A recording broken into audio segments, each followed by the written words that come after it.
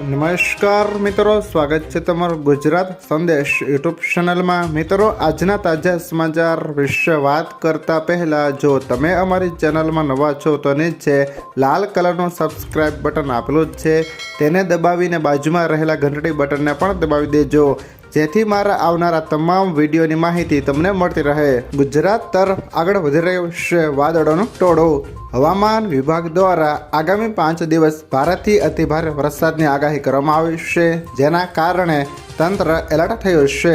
ત્યારે મધ્યપ્રદેશથી cyclonic circulation Gujarat તરફ આગળ વધી રહ્યું છે, તો બીજી બાજુ સૌરાષ્ટ્ર અને દક્ષિણ ગુજરાતમાં મેઘરાજાએ છટાછટી બોલાવતા જ જનજીવન ઠપ થઈ ગયું છે। લોકોના ઘરોમાં રાખેલ તમામ સામાન પલળી ગયો છે। અમદાવાદમાં આજે વાદળછાયું વાતાવરણ છવાયું છે। ત્યાર પછીના સમાચાર વિશે વાત કરીએ તો ડ્રોન ખરીદવા મળશે સબસિડી। સરકારે ખેડૂતોને આધુનિક ખેતી વિશે જાગૃત કરવા માટે સતત કામ કરી રહી છે, જેની અસર પણ હવે જોવા મળી રહી છે।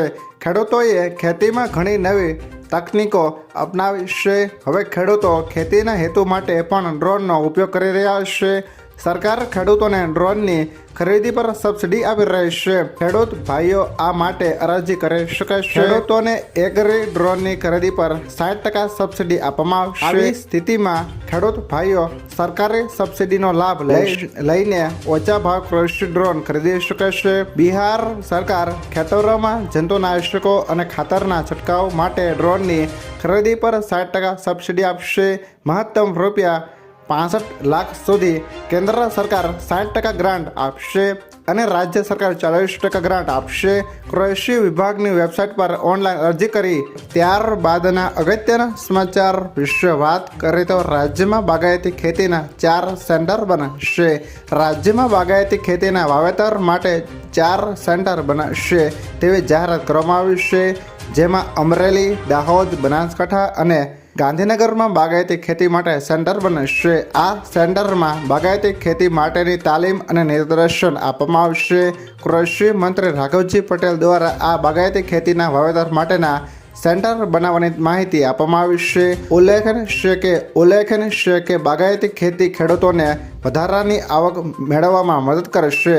ત્યારબાદના અગત્યના સમાચાર વિશે વાત કરીએ તો રાજસ્થાન સરકાર 450 રૂપિયામાં એલપીજી સિલિન્ડર આપશે। હવે રાજસ્થાનમાં ખાદ્ય સુરક્ષા કાયદા હેઠળ આવતા પરિવારોને પણ 450 રૂપિયામાં એલપીજી સિલિન્ડર મળશે।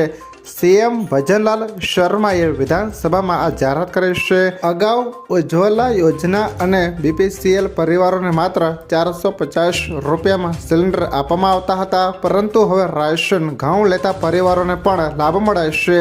કેટલાક અન્ય રાજ્યોમાં પણ એલપીજી સિલિન્ડર 500 રૂપિયામાં આપવામાં આવી રહ્યું છે। ત્યારબાદના અગત્યના સમાચાર વિશે વાત કરીએ તો પ્રાકૃતિક ખેતીની માત્ર વાતો। ગુજરાતમાં વર્ષ 1800 ટન જંતુનાશક દવાઓનો વપરાશ। એક તરફ ગુજરાતમાં હજારો ખેડૂતો પ્રાકૃતિક ખેતી તરફ વળ્યા છે તેવો સરકાર દાવો કરી રહી છે, જ્યારે બીજી તરફ ખુદ કેન્દ્ર સરકારે જ ખુલાસો કર્યો છે કે ગુજરાતના ખેડૂતો ખેતી માટે કેમિકલ યુક્ત જંતુનાશક દવાઓનો વ્યાપકપણે ઉપયોગ કરી રહ્યા છે। દર વર્ષે ગુજરાતમાં સરેરાશ 1800 મેટ્રિક ટન કેમિકલ યુક્ત જંતુનાશક દવાઓનો વપરાશ કરવામાં આવી રહ્યો છે। મિત્રો, જ્યારે જંતુનાશક દવાથી ઉત્પાદિત અનાજ, ખાદ્ય પેદાશો લોકો સ્વાસ્થ્ય માટે જોખમી બની રહેશે, તેમ છતાંય ગુજરાતના ખેડૂતો પ્રાકૃતિક ખેતી તરફ ઢળી શક્યા નથી।